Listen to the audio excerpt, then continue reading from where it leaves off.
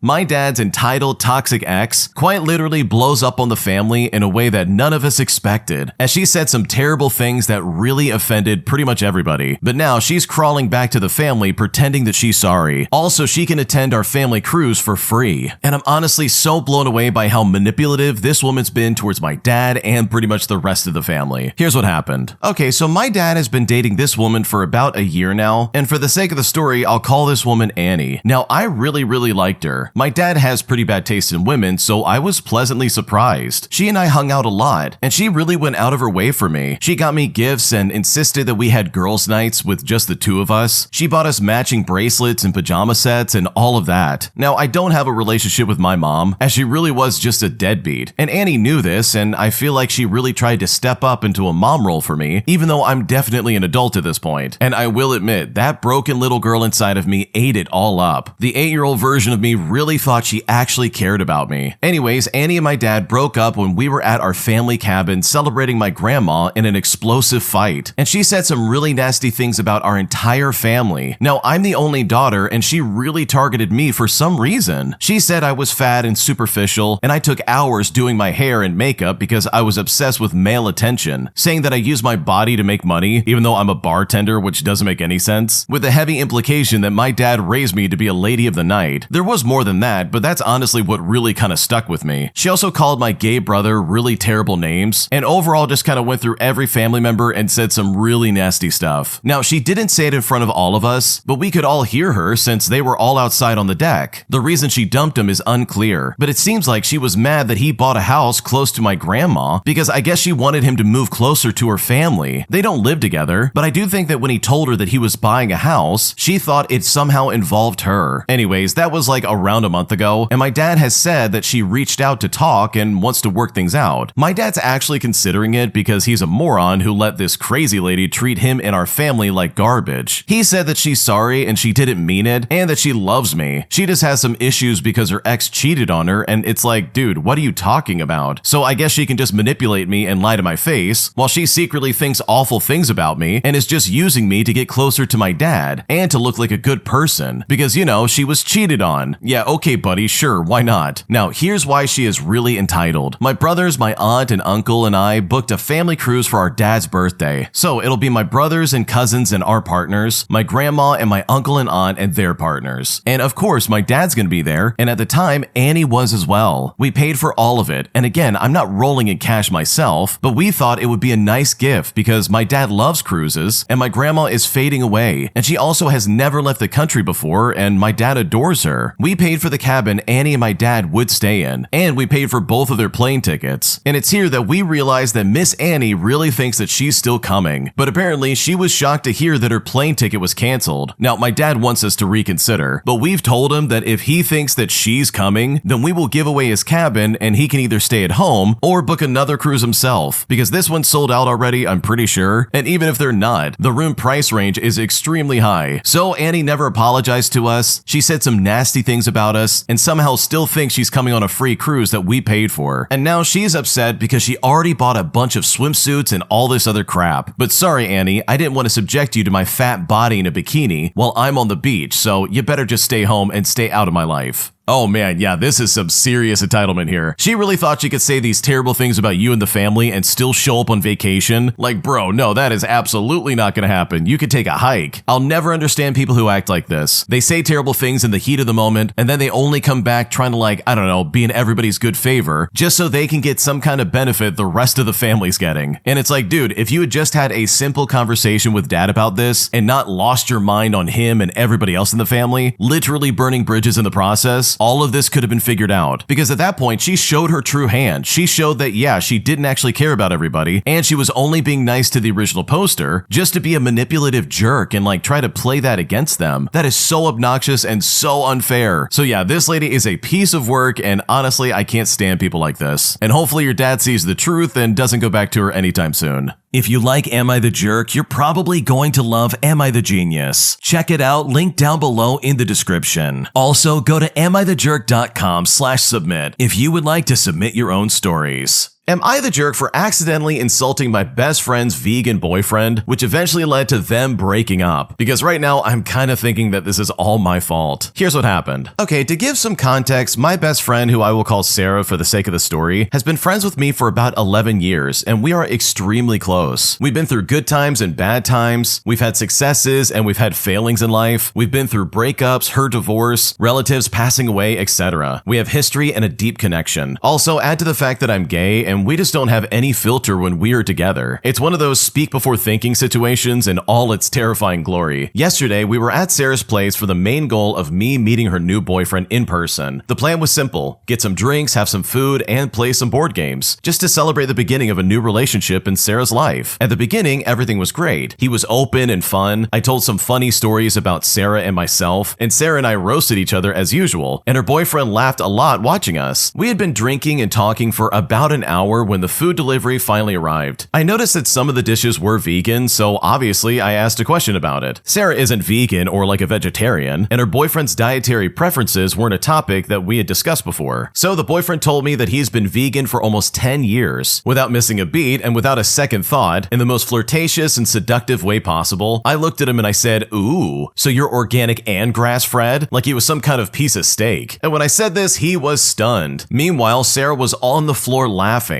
I apologized several times for crossing the line, but his mood wasn't the same. We finished dinner and I eventually left soon afterwards. A couple of hours later, Sarah called me and told me that after I left, he called me a jerk and said he doesn't want to meet me ever again. And so with that, she broke up with him. As she put it, she said, "Well, a man I've barely known for 2 months, who definitely knew that you were gay, and who saw how we roast each other from the start, cracks over one bad joke, and gives me an ultimatum? Screw that, organic stuff is overrated." And so with that, we went out today to celebrate a breakup. Now, Sarah doesn't think I'm a jerk, but I still feel really bad for being the reason this happened. I really was just comfortable in the company of Sarah and, as I thought, a chill guy. So am I the jerk here? Like, did I cause this breakup? Because I really just don't know what to do right now. Okay, I don't think this was that big of a deal, and the fact that this guy got so upset about that is really weird. Like, come on, obviously there's a dynamic here that you could easily roll with, not get all bent out of shape and be like, "Wow, I can't believe she said that." So yeah, I don't think you're the jerk at all. I think this guy was just really way too uptight, because obviously you didn't mean it and you were just trying to mess around. Did I overreact by leaving a restaurant mid-meal after the waiter made a really rude comment about the order I made? Because right now I'm worried that I ruined my friend's birthday dinner, and at this point I don't know what to do. Okay, I want to start off by saying that I'm a pretty easygoing person. I tip well, I say please and thank you. I've sent food back maybe twice in my entire life, and both times I apologize while doing it. Basically, I'm not a difficult customer. So what happened on Saturday is either completely justified or a sign that I need to seriously examine my triggers, because I genuinely cannot tell which. So my friend group of about 8 people went out to celebrate a birthday at a fairly nice restaurant. Not like a fancy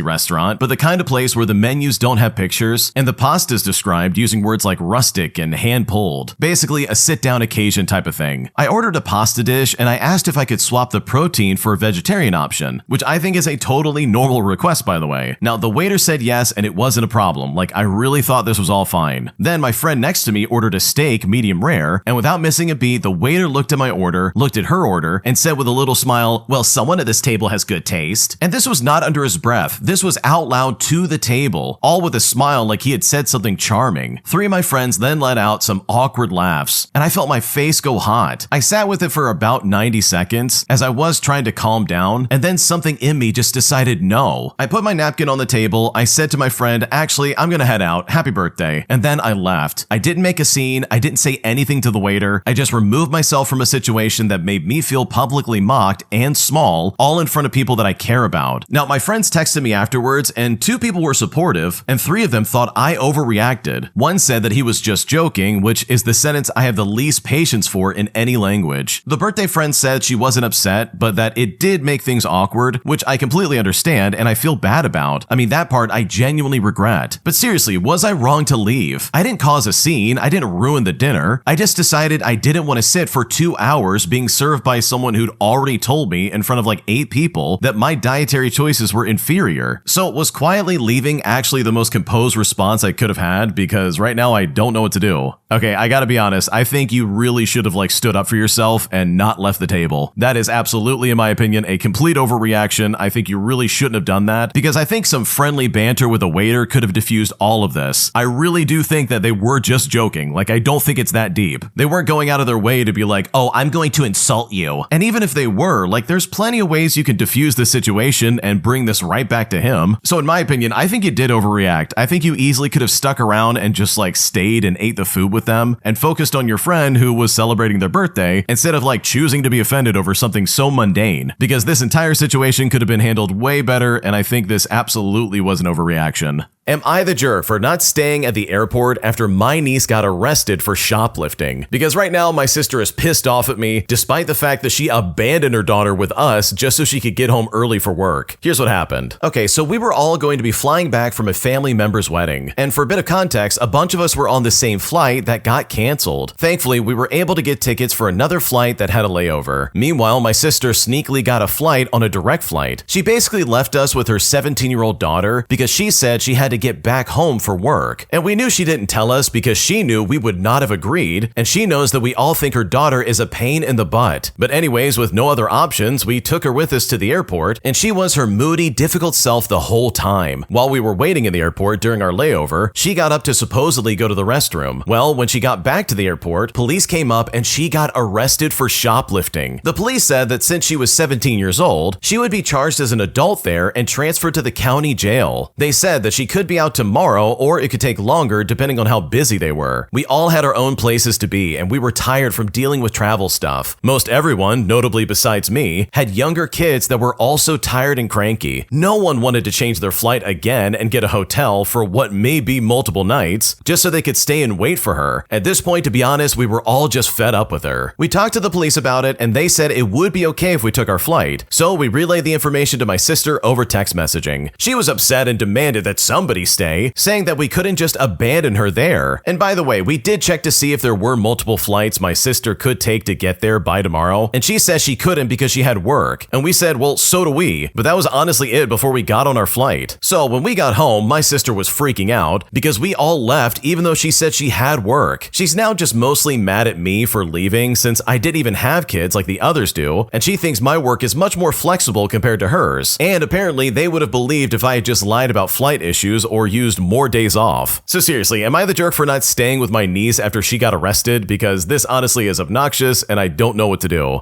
Dude, you're not the jerk. Your sister is an idiot. She knew exactly what she was doing. She didn't want to deal with her daughter, and she knew for a fact that you guys would say no if she left early. So she said to herself, oh, I'd rather ask for forgiveness than permission, and just left and said, okay, she's your problem. Like, I really can't imagine anyone doing that, and it's crazy that she actually did do that, especially for your daughter who's, oh, I don't know, under the age of 18. What a crazy precedent to set. Like, you've got to be kidding me. And on top of this, you've got to be a special kind of stupid to sit there and be like, yeah, I'm gonna go to the airport and steal something. Because bro, that is a choice. You are choosing to get in trouble. And you guys know how I feel about thieves. Like, that's unacceptable. I cannot stand people who steal. So the niece in this story absolutely deserves to get in trouble. Like, this is exactly what you get. So no, you're not the jerk for leaving this kid behind. She's clearly a problem, and it's obviously a problem your sister is gonna have to deal with. Because she should have been there in the first place to take care of her spoiled, rotten child, instead of flying off and leaving her with you, which is just very rude and unacceptable. Today, I made the worst mistake ever with my partner by secretly going through his phone, which essentially destroyed his trust in me entirely and put me in a situation where I really don't know what to do anymore. Here's how it happened. Okay, so my partner and I met in April of 2024, and we started seeing each other in August of 2004, eventually moving to a serious status in March of 2025. I had moved in as a roommate, but now we share a room as partners. And I've got to be honest, this guy is amazing. I have a long history of mistreatment and neglect in my childhood, and then neglect and avoidance avoidance in my 26-year marriage that I finally had the courage to end a few years ago. I also have mental illnesses and have been in therapy for years to work on healing and how to handle the mental illnesses themselves. My partner has shown me what true love is. He has helped me heal in ways I didn't know were possible. He has accepted all of me and has shown me that I don't need to make myself small or change who I am to be loved. He loves my bad parts and my good parts. When people would talk or post about being so happy or like in love, I truly thought they were making it up until I experienced it for myself. Now, he had a rough marriage prior to me as well. He has had a lot of issues from it and is working through it in therapy. He has grown so much since our early days of being friends and then moving into a casual and then a serious relationship. I'm so proud of him for the work that he's done to heal and grow. Now, I had surgery back in February and he is my caregiver, and it did not go well at all. And for a bit of context, the original poster had a double hernia surgery. And honestly, this really showed that we are not on the same page and where we need to put in some work in our relationship. We then had a falling out, and I had the feeling that our part-time housemate, who has her own issues, got involved and was adding negativity to the situation. During this time, I made the worst mistake of my life. I know this man will always be honest and transparent. I know that he will show me his phone if I ask for it. But in a moment of insecurity and weakness, I decided taking his phone while he was sleeping to try like snooping through it to see what the housemate was saying was somehow the right choice in this scenario. Now, I've never gone through anyone's phone. Like, it goes against everything I believe and stand for. It is completely out of character. Now, I ended up not looking at much, knowing that what I did was bad, but he caught me with it and is now really upset, and rightfully so. In the immediate moments of him confronting me, I froze up and didn't know or even remember what to say to him, but he said I lied to him and tried to deny it. Now, lying above all else is the worst thing anyone could do to him. And so, in order to give him some space to process this, I've been staying with a friend. And honestly, right now, I don't know how to fix this. I hate myself more than anyone else could ever hate me. I've taken accountability, I have apologized, and I've said that I will do whatever it takes to make amends. He and I were planning to marry and have talked about our future together. I've always been so independent and capable of sticking up for myself too. And I've always said that I would be fine alone and that I don't need a man. And honestly, I was like that until I met him. Now, I just can't see a future without him, and I don't want to. I'm not sure what advice anyone can offer, but if you have anything to offer on what I can say or do to fix this, I'm all ears, because right now I don't know what to do.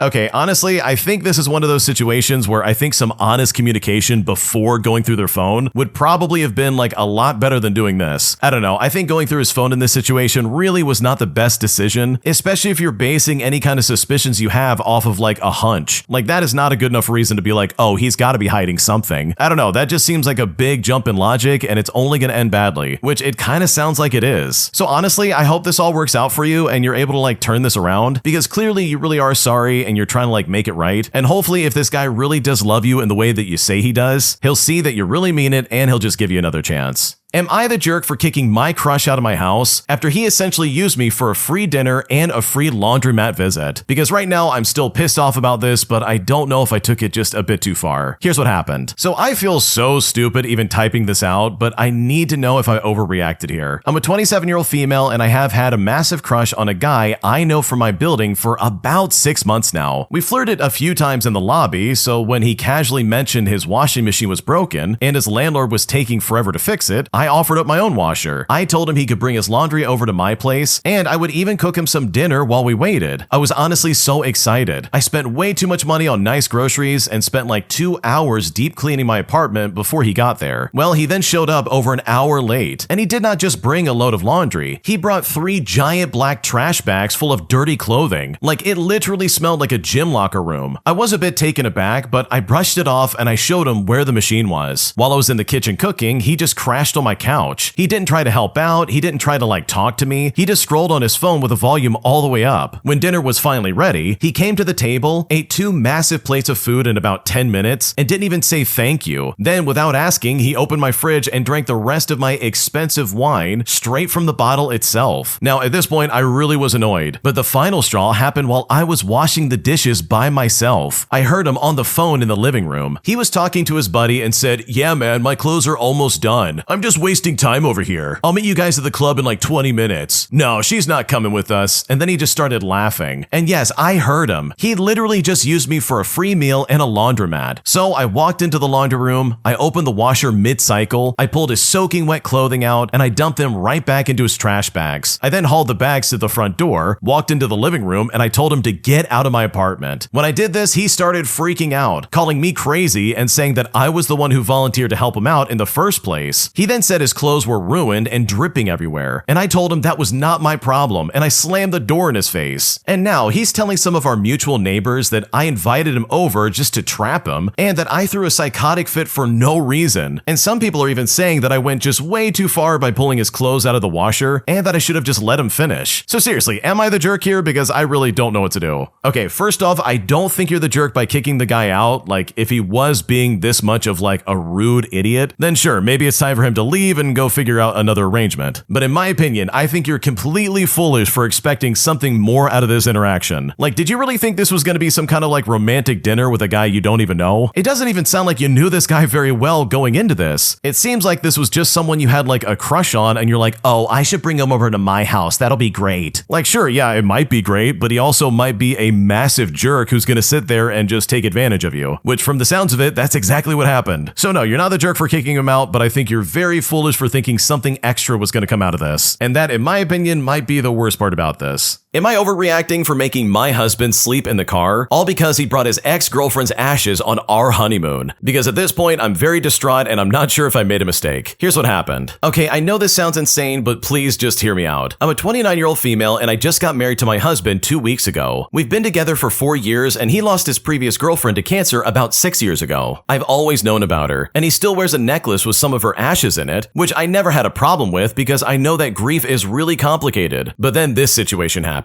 We went on our honeymoon to a beautiful cabin in the mountains, and the first night, everything was going great. We had dinner, we opened a bottle of wine, we lit some candles, it was super romantic. Then I noticed a small wooden box on the bedside table. I asked what it was, and he just casually said, oh, that's just a little bit of Lily. I always bring her to places that are special to me. Now, I thought he was joking, but he was not. It turns out he brought a small urn with his ex's ashes on our honeymoon. Like the actual trip meant to celebrate our love and our new life together. I was so stunned that I didn't even know what to say. And that night, I asked him politely but firmly to please sleep in the car because I needed space to process. He said I was overreacting and disrespecting his grief, that Lily was part of his journey and it's not like she's here in person. But to me, it felt like he brought another woman, namely his dead ex, on our honeymoon. So seriously, am I insane here? I haven't told anyone in our lives yet because I'm afraid they'll think I'm heartless. But I honestly feel like this was way too far and I just don't know what to do. Okay, I really do feel bad for your husband because this is just completely out of touch. So much so that I'm not even gonna try and make a joke about it. Like, this really does seem like he's emotionally not there, and he probably needs to talk to a therapist or a doctor of some kind because this is not normal behavior. You're literally on your honeymoon and he's bringing his ex-girlfriend's ashes with him. Like, dude, that is not normal. That was 6 years ago, and I'm not saying that he shouldn't still be grieving the loss of his ex-girlfriend, but it's like, dude, you just got married. What are you doing? Like, I don't know about you, but that would really leave a sour taste in my mouth if I was the original poster. So no, I don't think you're overreacting. I think he probably could have not slept in the car, but I understand where you're coming from because this really does seem kind of weird, and it's something that I think he needs to address much sooner than later. If you like Am I the Jerk, you're probably going to love Am I the Genius. Check it out, link down below in the description. Also, go to amithejerk.com/submit if you would like to submit your own stories. An entitled police officer tries to get my service dog removed from court, putting me in a situation that I honestly never expected to be in. Here's what happened. Okay, I want to start off by saying that I'm someone with chronic illnesses who has had a lot of surgeries. And when I say a lot, we're talking over 80 surgeries at this point in my life. I was around the age of 27 and in the thick of surgeries, and one day I was rushing myself to the emergency room because my catheter had exploded inside my bladder. And it was here that a cop pulled me over and asked me where I was going. I then looked him dead in the eye, my face red and hot, covered in sweat, very clearly not well, and said that I was going to the emergency room because I was having complications from a surgery. He then told me that I was speeding and that I had to sit there and wait while he went to run my plates, my registration, my license, and then write me a ticket for speeding. But the entire time I told this man I was trying to get to the emergency room for a literal emergency. Well, needless to say, I pleaded not guilty and I opted to go to court. My court date arrived and I had never been to this court before because I hadn't lived in this area for more than 6 months months at this point. I walk inside with my service dog and I get ready to go through the metal detector, and the police officer at the metal detector stops me and tells me that my dog can't walk through with me. But I explain I was having a bad day with mobility and I was using him to brace my legs. Well, when I said this, he rolls his eyes and we walk through without a problem, and the metal detector doesn't go off. And seriously, this should have been the end of it right then and there, but no, of course not. Because this man then proceeds to tell me that my dog will not be allowed in the courthouse. My dog was not being loud. He was not being disruptive. He merely did not want to leave my side because he was tasking in the moment. I explained that he's a service dog and he has specific access to go inside with me. This man then makes me stand there after I explain to him that I'm having a hard time with my mobility that day for like 10 minutes while he goes upstairs to talk to the court people. 10 minutes later, he comes downstairs looking very annoyed and tells me to go ahead. And it's at this point my petty revenge comes into play. My very sweet dog and I go upstairs and take a seat in the back where he can be out of everybody's way while he laid on top of my feet. My dog is quiet. In fact, most people did not even realize that he was there. That same police officer then comes into the court and a minute later introduces the judge, and then the judge walks in and starts going through the court cases. And then he gets to my name and asks me to stand up. I then stand up and my service dog gets up off of my feet to allow me to do so. And in that process, because the seating was so tight, he steps out into the aisle away. The judge looks at him and looks at me and says, "Is that a dog?" And I just nod and I tell him it's my service dog. And at this point, that police officer has the biggest smile on his face, thinking that he caught me and that he's got me for something, even though more than likely, he got yelled at by other staff members for trying to limit accessibility access. While the judge smiles and looks at my dog and then back at me, and he says to me, "Are you able to walk to the front? I would just love to see him. I love when dogs come in here. It always just makes my day so much better." And it was here that I watched the cop's face drop so quickly, and I had the biggest smirk on my face as I and my service dog walked right to the front. The judge didn't talk to him or pet him or anything like that, but he was just happy to see him in the courthouse. He looked at the police officer and said, "Don't you just love when happy little surprises like this happen?" And of course, the police officer had nothing to say other than nod, because at this point, I wasn't getting in any trouble. We went through the rest of my court case. He pleaded down my ticket to just a parking ticket and thanked me for bringing my dog in today. When court ended and I was walking out and had to pass the same cop, I had the biggest smile on my face. And while it's not the best kind of petty revenge in the world, to me it was incredibly sweet because this guy was super rude.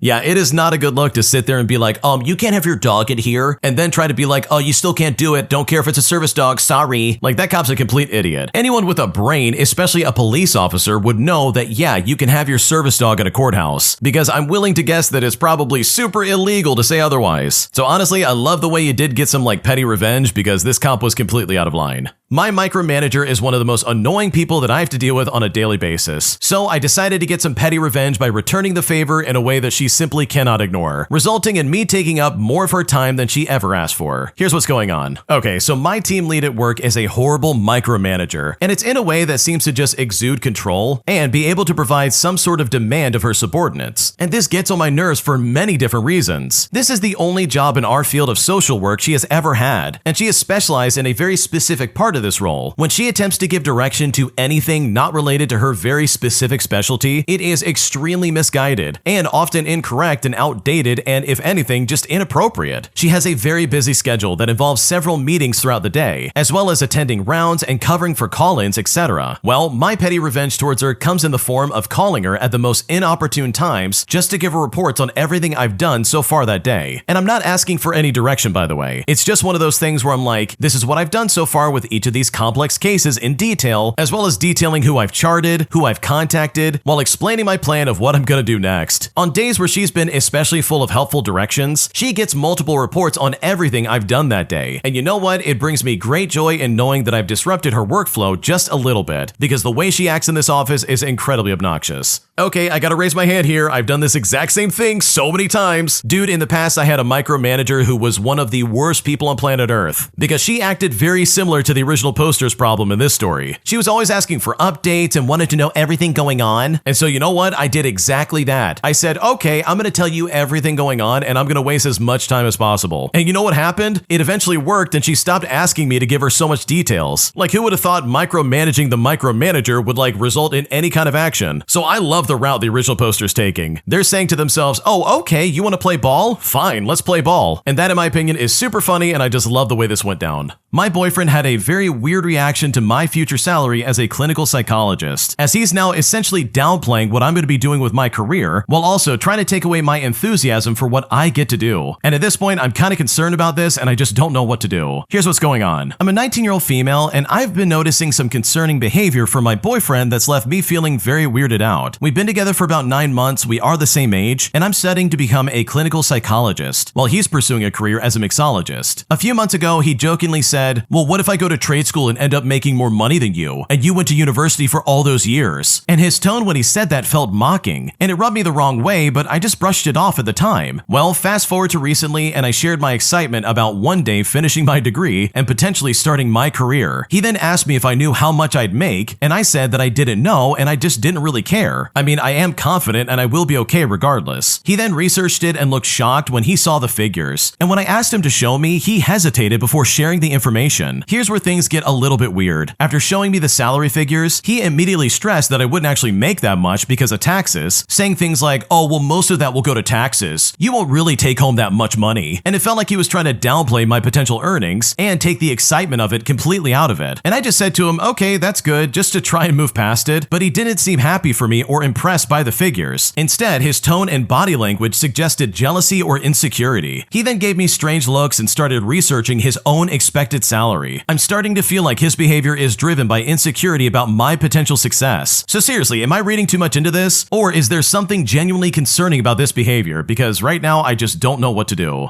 Okay, I gotta be honest, and I think you know this, but your boyfriend is being really insecure. He's looking at the future money and he's thinking, "Oh my gosh, she's gonna make more money than me if we get married." And that is honestly crazy if that's really what his reaction is, because he is projecting all of his insecurities onto you and trying to downplay your achievements. He's trying to sit there and be like, "You're not gonna make that much money," while also missing the point that a career is meant to fulfill you personally and not just be a way to make money. And if he wants to be a mixologist, then go for it, dude. If that's what makes you happy and you can make a living and provide for yourself, then go for it. It doesn't mean you're less of a person just because you're not making as much as a clinical psychologist. It means that you're pursuing what you love and you're happy, instead of doing something that you hate and you're making a lot of money, but you're still miserable. Like for me, the first option is way more important. And let's be honest here, like the way he's acting is really stupid, because if my partner said that, I'd be like, "Oh my gosh, this is the best news ever. Holy crap, I'm so proud of you. That is so cool." I would be supportive because I love this person and I want them to be happy. I wouldn't be like, "You're not gonna make that much. Taxes is gonna take most of that away. Oops." Like that sounds so insecure and just so weird in my opinion. So yeah, you're not doing anything wrong. Your boyfriend's being a weirdo and that is not your problem in the slightest. My fiance told me that I'm not his responsibility, even though we are literally engaged and planning on getting married later next year. Because after he said that, I decided to call off our engagement and basically call off the wedding, resulting in a blow-up that I'm honestly not sure how to fix. Here's what's going on. My fiance and I have been together for a year, we've been engaged for 6 months, and we have a wedding planned for next year. We were college friends before dating, but we weren't very close at the time. But after I moved back to my hometown, we became close friends for a year before we started dating. Today, we went to the mall and I saw a stainless steel necklace that looked exactly like the one he gave me for my birthday. He told me that mine was a custom 14-karat white gold piece. In fact, he's given me several gold jewelry before with a purchase invoice, but for this one, he said his sister bought it and he just transferred her the money. He even showed me the proof of the transfer itself. Now, the problem is that his money always expects money from him, and we both suspect his mom pressured his sister to buy me a fake and keep the rest. His mom even texted him after my birthday saying that she was so sad that he spent so much money on me, and then asked for pocket money for a family event, and of course he sent it. I told him to ask his family directly about the necklace and to also remind them about the gold savings that he's been trusting with his mom. He then started venting about how he always has to send money and they just insult him for not sending enough. I also reminded him that if they kicked him out, my family would always welcome him in. I mean, my parents already treat him like a son and he even has his own room at my house. Then I suggested, well, if it turns out they cheated you out of your savings, how about cutting them off? Now, it did sound harsh, but I'm tired of watching him bend over for people who only insult him. But when I said that, that's when he hit me with something that really left me stunned. He said to me, "I can't leave that house yet. Legally and religiously, you're not my responsibility and we don't have any bond." And when he said that, that honestly crushed me. He already proposed, met my parents, started wedding venue surveys with me, and I've met his family too. Yet he still said that we're not bound together. He then went out to buy some food, and when he got back, he tried to soften it, saying that even though we don't have a legal or religious bond, he still feels bound to me by heart. But I was already too hurt. I told him it's over and I broke off the engagement. He then cried and begged and just wouldn't stop apologizing. Well, because of the ruckus, my mom came up to check on us. My mom told me to calm down and not make decisions out of anger. My sister then told me that he was out of line and I shouldn't forgive him, and he's been spamming me with apologies ever since then. So, do I forgive him and try to move forward, or do I take this as a massive red flag before the wedding, because right now I really just don't know what to do.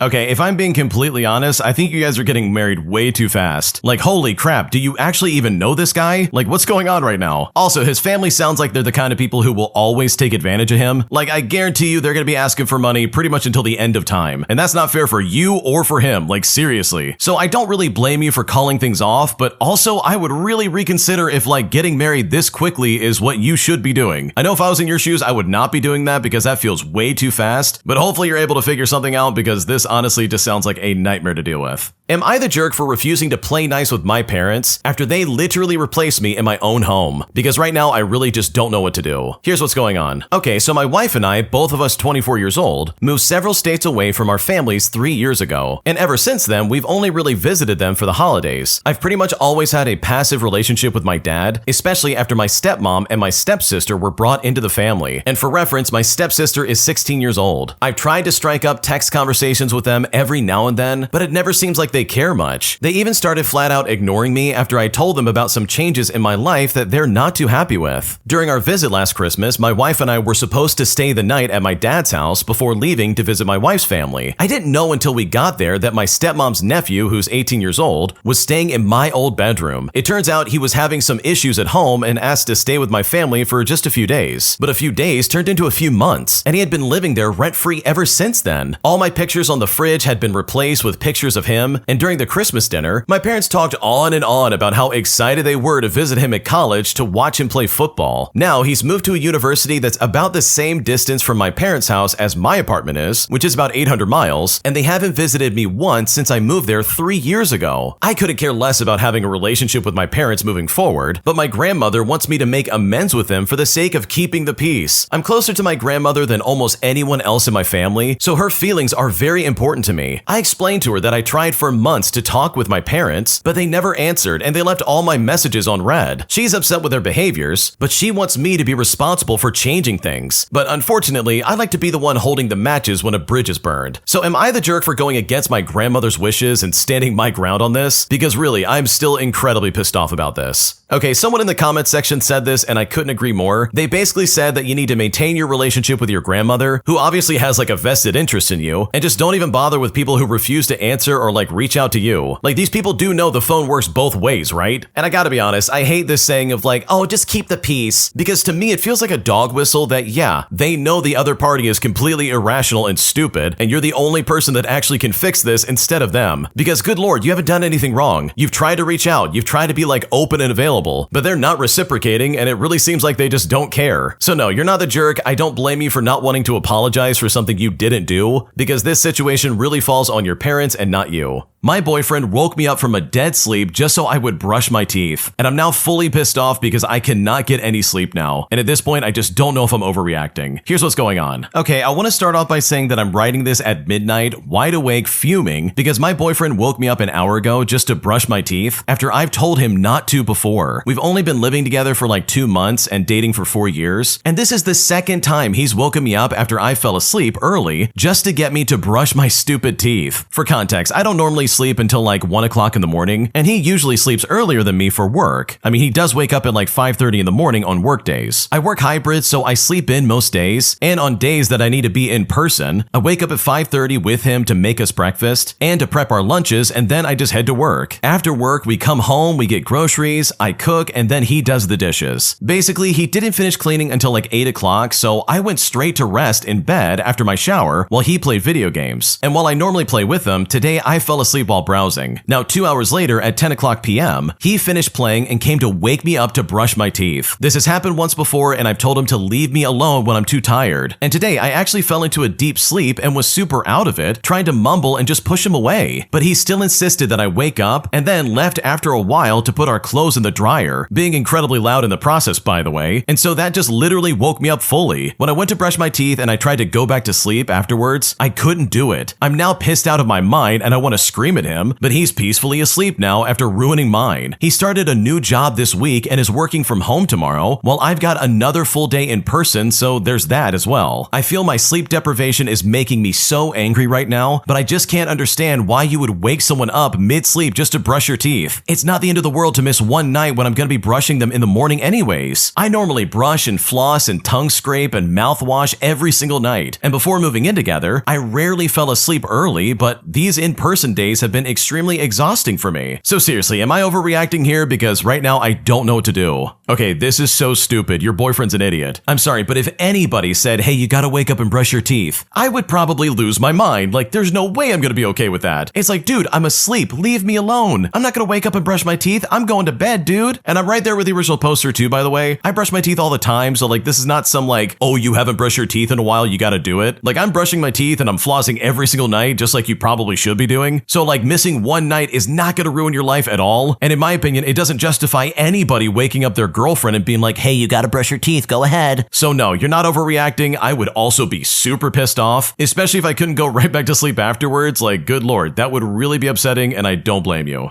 Am I the jerk for ordering expensive meals when I eat with my family, even though they can't afford the things that I'm buying? Because right now I feel like I made a mistake and I just don't know if I'm in the wrong. Here's what's going on. Okay, so let's start with just a little bit of background information. My family consists of my grandparents, my mom, my dad, and my little sister and her boyfriend. We are all adults, we have our own places, and we pay our own way in life. But if I'm being completely honest here, they are all very poor, like working multiple jobs, struggling to get by, and can't really afford nice meals. In contrast, I am well off.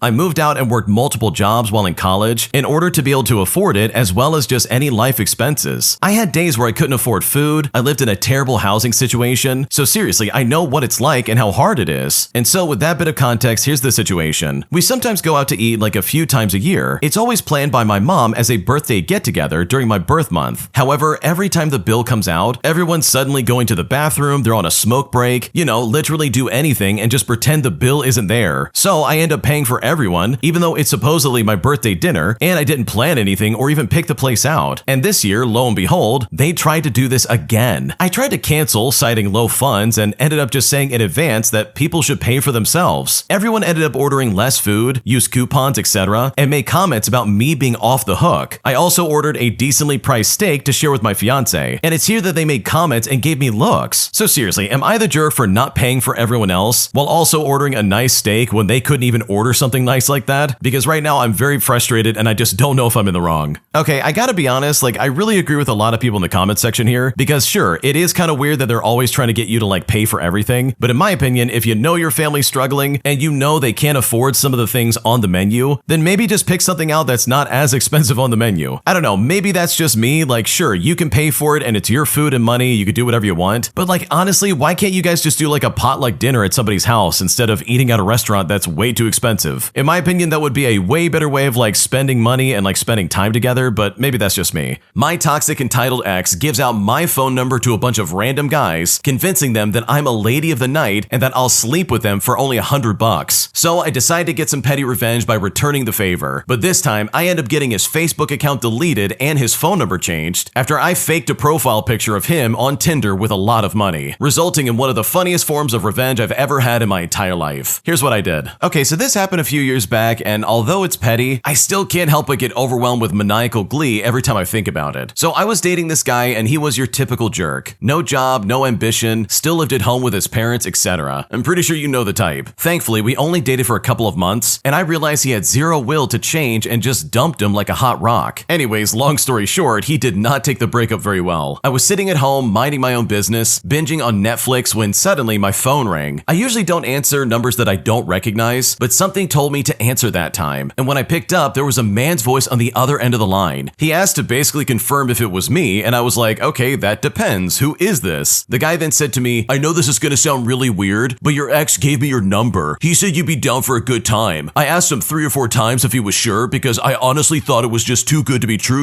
but he swore up and down that you'd be cool with it. He said you'd do it for like $100, so is that okay? And when this guy said this, I was stunned. I couldn't believe that jerk had the audacity to give my number out, but I think I was more blown away by the fact that this jerk actually had the nerve to call me and offer me money to sleep with him. Needless to say, I told the dude on the phone to get lost and I hung up. And then in a blind rage, I thought about calling up my ex ex and going off on him, but I knew that would do absolutely no good, and he would only find enjoyment in seeing me so pissed off. So instead, I did my best to brush it off, and I told myself it wouldn't happen again. Well, I was completely wrong. I had another guy call me the next night. This guy sounded like he was at least like 100 years old, and my piece of garbage ex had apparently dropped my going rate to $50 this time. Again, I was completely livid, but instead of doing nothing, I immediately started working out my revenge. Now, just so you guys know, I am fully aware that my actions were immature and possibly even borderline illegal, but you have to understand, I was humiliated and absolutely irate. So I went onto Tinder and I created a profile with my ex's picture on it. The bio section read the following: I'm a nice man seeking a woman to spoil and pamper. No strings attached. I've got money to spare and loads of it. So if you're looking for help financially, hit me up. Then I ever so kindly added his phone number and a link to his Facebook account. Within a matter of hours, I had a whole slew of messages coming into the account. But you know what? I ignored them, figuring they would get the hint and move to his phone or Facebook. And I guess I wasn't wrong, because about a week later, I called his phone from an unknown number, and his number had been changed. In fact, his entire Facebook account had been deleted, which really made me laugh. Now, was it wrong of me? Absolutely. But I definitely do not feel guilty, not even for a second. Yeah, this is some crazy stuff, because holy crap, I really cannot imagine doing that to somebody, especially being like, oh yeah, she's a lady of the night. She'll spend some time with you for $100. Oh no, sorry, $50. It's like, dude, what's going on right now? This is crazy. Did he really think he was gonna get away with this? Like, come on, dude. So I love the fact that the original poster got this kind of revenge, because this was definitely needed. Because if this guy's gonna try and ruin her reputation with something that's so blatantly false, then she has every right to try and get his Facebook deleted and to have him change his phone number, which in my opinion is like the least she can do, because what he did was really messed up. If you like Am I the Jerk, you're probably going to love Am I the Genius. Check it out, link down below in the description. Also, go to amithejerk.com/submit if you would like to submit your own stories.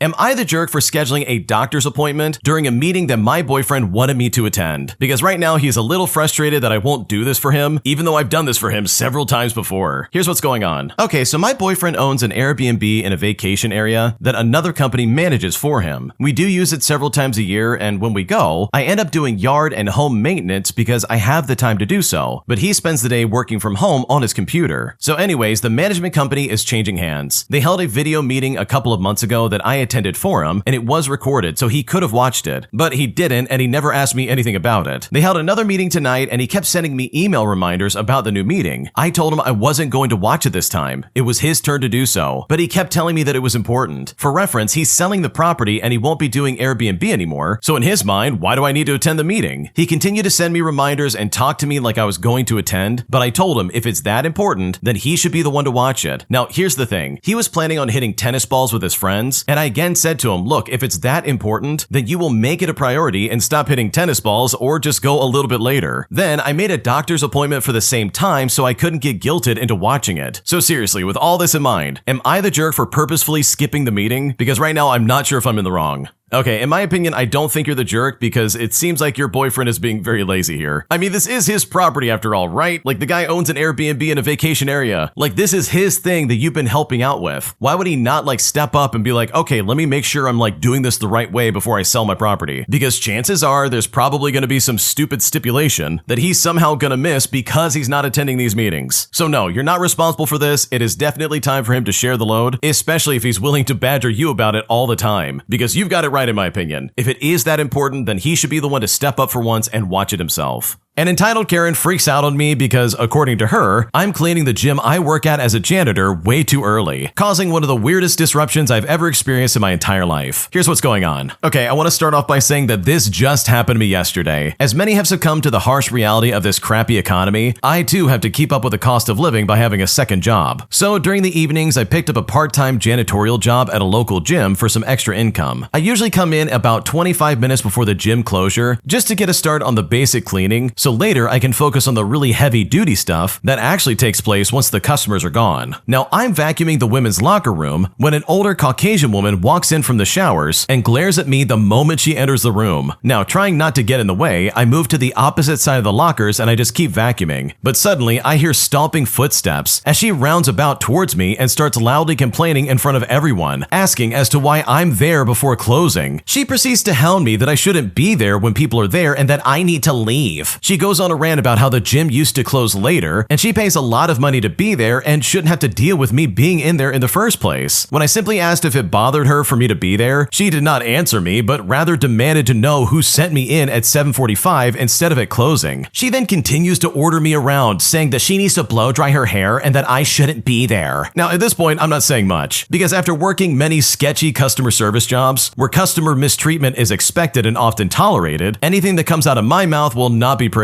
So I set aside the vacuum and I left to wait outside the entryway, completely stopping everything that I'm doing because this Karen doesn't want the help to be near her while she styles her half-bald head. I was so mad being talked down to, as if she wants me to be fired for something so minuscule. When she finally exits, she glares at me and says, "All set now," as if she's ordering me to continue now that she's out of the lockers. I get home very late after working there, with only 2 hours of sleep before awakening to get ready for my next job. So yeah, that 1 hour makes a big difference for me. I have the feeling that this is not going to be the only occurrence, and she'll likely complain to management so they can force me to come in later just to cater to this idiot Karen. It is such strange times that we live in, and I'm honestly exhausted. And crap like this takes a toll on your health. I feel like I'm two sides of the career coin. My primary job requires suit and tie uniformity in a corporate world where people are expected to keep high profile and standard of communication. And then just a couple hours later, I'm in bleach-stained yoga pants being ordered around and talked down to by people who often assume I don't speak English properly. It really sucks, and I'm genuinely getting sick of it.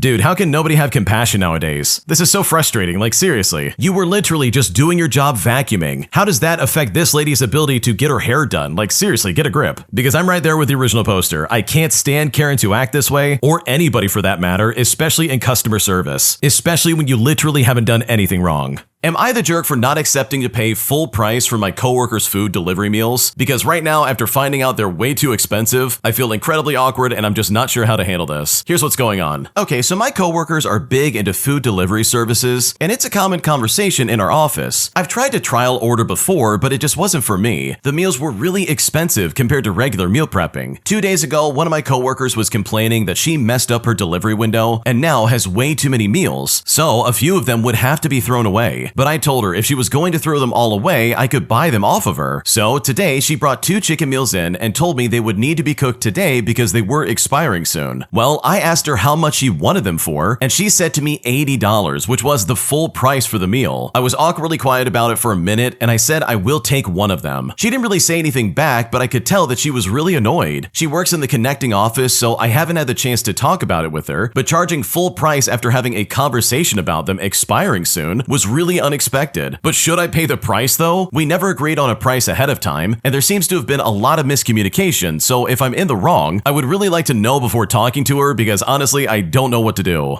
Okay, seriously, first and foremost, I think everybody in the comment section of this post really do agree on this, but why on earth would you even begin to offer to pay for it? Like $80 for that crap is just not worth it. You could easily get a full set of groceries and be completely set. I understand it's kind of awkward where you're like, oh man, this is not what I signed up for. There's been a lot of miscommunication, but you can always go back on this and be like, actually, that's way too expensive for me, so I think I'm gonna pass. And if she doesn't like that, well then okay, don't like that, I guess. $80 is really expensive for chicken meals that are, by the way, about to expire.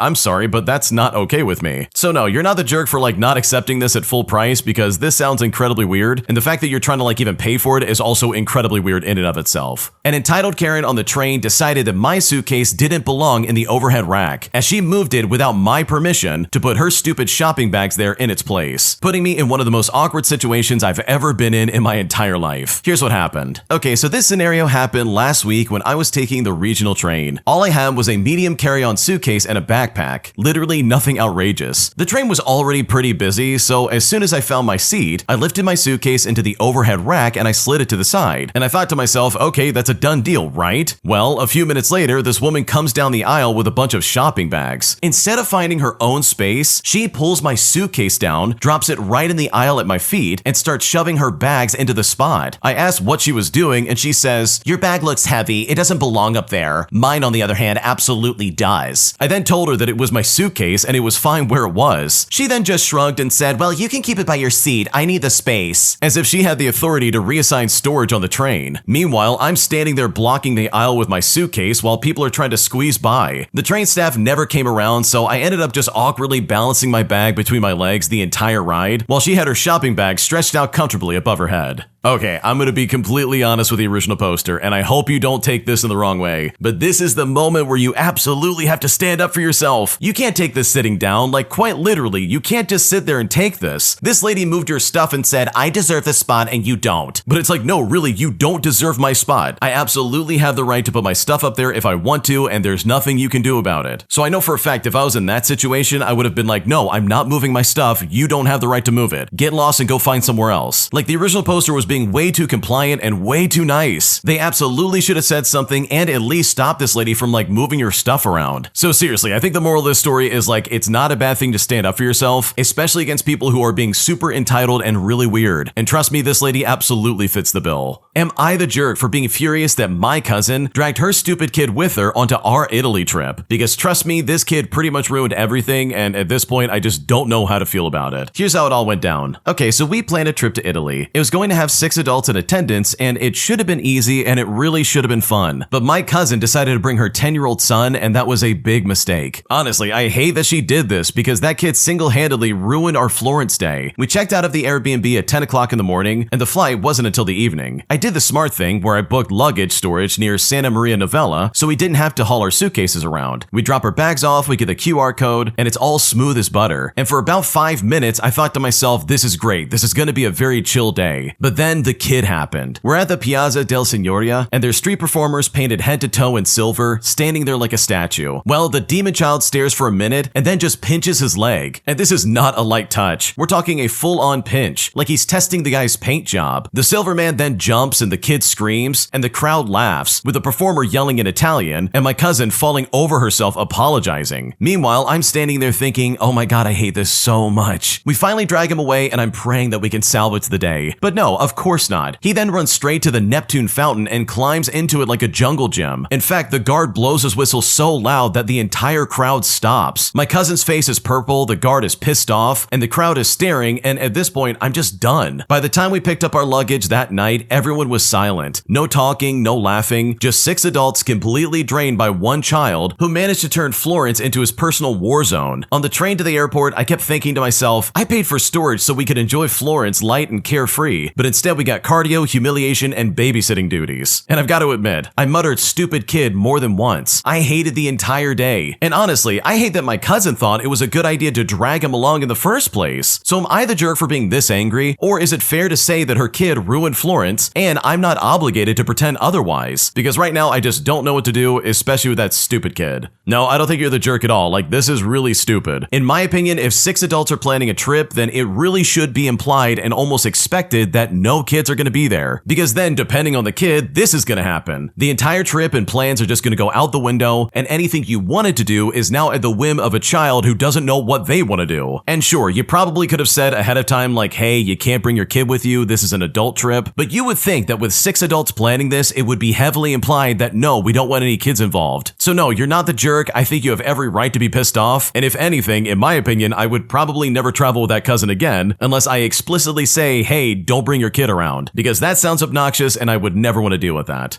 Am I the jerk for cutting my lunch short with my friend just to try and prove a point after he showed up late once again? Because right now after I did this, they're starting to act incredibly weird, despite the fact that I'm just trying to put down some stronger boundaries about my time and attention. Because right now I just don't know if I'm in the wrong. Here's what's going on. Okay, so I have a friend who is always late. I really love him, but it is honestly so irritating. So I decided I wanted to set some stronger boundaries around my time and energy. I took some advice I saw online to let late people arrive late, but you still leave at the time that you had planned. Eventually, they'll get the point and realize they can't just play with your time like that. So my friend and I had a lunch at 1 o'clock, and the friend texted me at 12:50 that he's rushing across town and he'll probably be there about 20 minutes late. Well, I waited for them in the car until he got there at about 1:35, and we eventually sat down to eat. Well, a few minutes after getting my meal, I called over the waiter and I asked for the check and a to-go box. My friend started asking me what's going on and why I'm leaving early, and I told him that I have something afterwards that I have to go to. And that's why I told him 1 o'clock so I could make both events. My friend then said to me, well, why didn't you tell me that? I would have gotten here better on time if I knew that you had something after this. He then said that he had to rush through many different things to get here, rush through the traffic, and was sorry for being late. But it was wrong of me not to communicate I had something time sensitive afterwards, either while scheduling or hanging out, or when he texted that he'd be late so he could have at least had the option to go home. Well, after it's all said and done, I now feel bad, and I'm wondering if I treated him poorly when I was just trying to be more strict with my time going forward. So honestly, am I the jerk? Because right now I don't know what to do. Okay, honestly, I would not feel bad about this because I don't think you're the jerk. Your friend literally admitted that no, I'm not going to take us hanging out seriously, and sorry about that, but I just don't care. Like, this is quite literally the consequences of his crappy actions, and this is not your fault. Because if he really cared about this, he would have made the effort to be on time. But instead, he's showing up late and trying to be like, well, what do you mean you have other things going on? I love making you wait 35 minutes to eat. It's like, dude, come on, man, this is so unfair. And I guarantee you he only texted you at 12:50 because that's probably when he left to come over to meet up with you. Like, this guy's just full of it because you know for a fact he's not taking your time seriously at all. So no, you're not the jerk, and hopefully this teaches this guy a lesson because in my opinion, he absolutely deserves to get put in his place. An entitled customer literally tries to tell me that I can't sit at the bar as they're saving all the seats. But even though the bar has always been first come, first serve, the management of this place ends up getting involved and actually agrees with this other entitled customer, saying that the people who were showing up are actually regulars and they tip very well, putting me in a position where I literally decided I'm never coming back ever again, as well as the fact that I'm going to be leaving a bad review for these people. And with all that in consideration, I'm not sure if I'm the jerk here because this situation was so weird. Here's what happened. Okay, so long story short, me and my boyfriend used to love frequenting this local bar and restaurant in my hometown, and they really are great regarding cuisine, atmosphere, and service. Typically, my boyfriend and I used to always sit at the bar because it's faster service and we like being able to watch the TVs, which are larger and not nearly as sparse as in the dining area. The last few times we've gone and shown up at a reasonable time before the brunch and lunch rush, these entitled regulars have told us,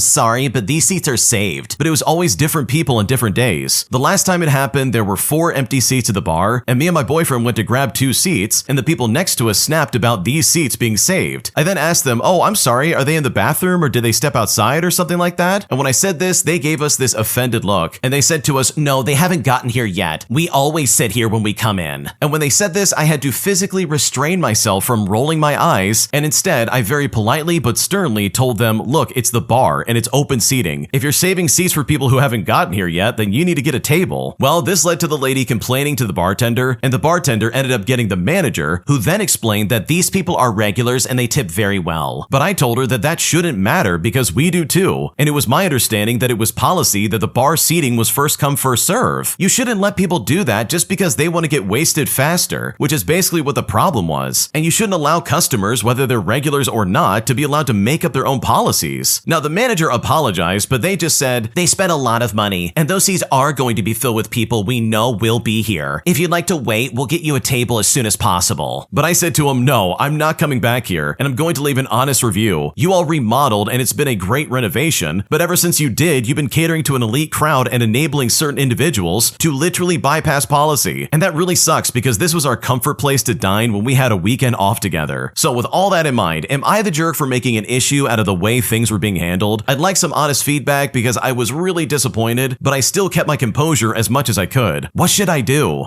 No, you're not the jerk at all. I would never go back to that place either. This is some crazy behavior. You mean to tell me that these customers can dictate your policies and they can order customers around with where they can and can't go, all because they tip well and you like them? Like, dude, what is going on right now? That is terrible for business. Because the original poster's right. The standard policy is basically that bar seating is first come, first serve. It shouldn't be some VIP section where it's like, oh yeah, my friends are all coming here. You can't sit here. You can go sit at a table. And mind you, a customer saying that and the manager's backing that up. Like, that's crazy behavior. That is absolutely stupid. And I think you did the right thing by walking out and saying, dude, I'm never coming back here. Because I would rather go to a place that's actually going to have like a decent policy and have management to be like, no, anyone can sit anywhere they want. If you want to reserve seats, go to a table. Because the way this all went down seemed incredibly crooked and you guys do not deserve that. My idiot boyfriend let my stalker ex into our apartment just to leave me a birthday surprise that I really did not want. Because after several months of telling this guy to get lost, as well as my boyfriend not taking the situation seriously, I now feel completely betrayed, as it's obvious to me that my boyfriend literally does not take any of this seriously, putting me in a situation where I really just don't know what to do. Here's what's going on. Okay, I want to start off by saying that I broke up with my ex 10 months ago, but this guy will simply not get over it. Despite me wishing to no longer interact with my ex, as well as me dating somebody new, my ex has been trying to win me back by doing over-the-top things like sending me gift baskets, love letters, chocolates, etc., even though I blocked his number on all social media and always ignore his attempts to woo me with his gifts. He never actually interacts with me directly and never waits for me outside or tries to talk to me, but instead he just leaves me gifts at our doorstep and then runs away. It's just plain creepy and it makes me super uncomfortable. Now, my new boyfriend by the name of Cole, that's not his real name, is someone that I currently live with and doesn't actually see any issue with any of this. In fact, he says that he feels bad for my ex and doesn't want me to waste my ex's money and efforts. So I just reluctantly let Cole eat the chocolates and other crap since he insists I don't throw them out. He even likes reading the love letters even though I tell them I don't want to. I don't understand why he's so chill about this because my ex and Cole aren't even friends and they have never interacted a single time. So it makes no sense why he's okay with my ex doing these dumb gestures that he knows makes me uncomfortable and creeped out. If anything, Cole should be pissed off that someone is trying to steal his girlfriend, right? Anyways, all of this finally came to a head on my birthday. After work, I came home to our apartment decorated in balloons, chocolates, and flowers. And I'm immediately touched because I'm thinking that all of this was some kind of surprise from Cole. But no, it was way worse. Apparently, my ex came over to my place with all this crap, buzzed our apartment doorbell, and Cole actually let him in. He allowed my ex to decorate our apartment and leave gifts for me. And then my ex-boyfriend left before I could get home. Now, Cole apparently saw no issue with any of this. He literally let my ex into our apartment like it was no big deal, all because my ex came all the way there with these gifts, which was such a thoughtful gesture in his mind. And you know what? I now feel completely and totally unsafe. What if my ex secretly left a hidden camera or something like that? I have no idea why Cole is so fine with all of this. I've talked to him over and over again about this, and he just doesn't understand why I would reject free stuff from someone who cares about me. I love Cole, but the fact that he actually let my ex into our apartment was a huge breach of my trust, and I have no clue how to deal with this. So is this relationship just unsalvageable, or is there a way I can get through to Cole's head that none of this is okay? What should I do?